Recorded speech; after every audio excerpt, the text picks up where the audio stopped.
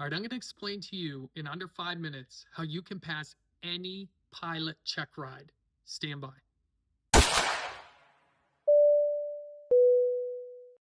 Okay, so this is actually applicable to all pilots, flight instructors, and examiners. Everyone from a current 121 airman down to an initial private pilot check.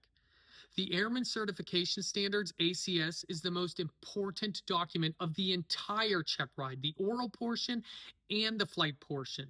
Let me explain. In the bottom pages of that document, it says the examiner has to use that document to conduct your entire check, the oral and the flight. Okay, there's a whole listing of tasks for knowledge sections, and there's bullet points under each one of those individual tasks. If you want to know what your check ride is going to look like, there's a table at the bottom of that document, and it lists all of the tasks that the examiner must do with you on the entirety of the check. Here's something I bet you didn't know about the ACS. Above each individual task, there's a listing of references. Those references are FAA publications and also free for download. Those references are the sole sources of information for where the examiner can pull questions and pull skills from. So the examiner should not be asking you questions on a random commercial instrument manual or Jim Bob's Advanced Aerodynamics manual. Although those documents may be supplemental and helpful in your answer back to the examiner, that's not where they're pulling the questions from. Let's go back to tolerances. Let's stick with steep turns, plus or minus 100 feet. Can you ever exceed those tolerances on a check ride? Actually, the answer is yes. In the bottom section again of that ACS, there's a listing of typical areas of unsatisfactory, one being consistently exceeding tolerances.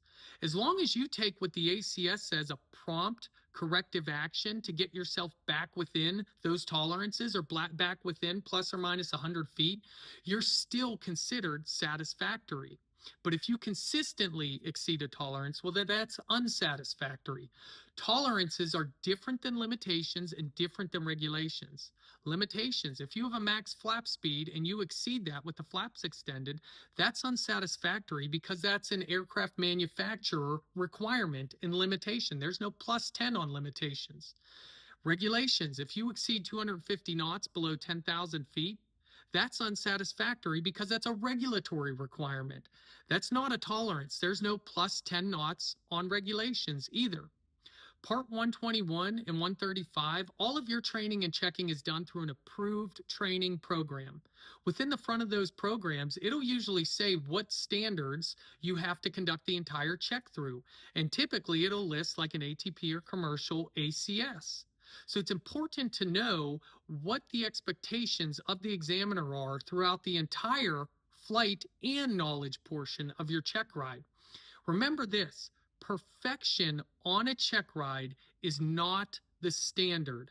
Overall mastery of the aircraft and that certificate level, that's what the examiner is looking for. As long as you're not consistently exceeding tolerances and you're taking your prompt corrective action to get yourself back within, that's what the examiner is looking for.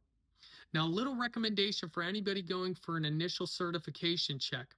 Back seat as much as you can. If you can go in the back seat of a Cessna with another flight instructor or student and you can take a pen and paper and do an overall observation, you're always going to learn something, and it's free instruction for you.